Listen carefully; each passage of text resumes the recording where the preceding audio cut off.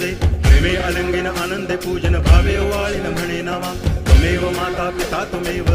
बंधुश्च सखा त्वमेव विद्या करुणं त्वमेव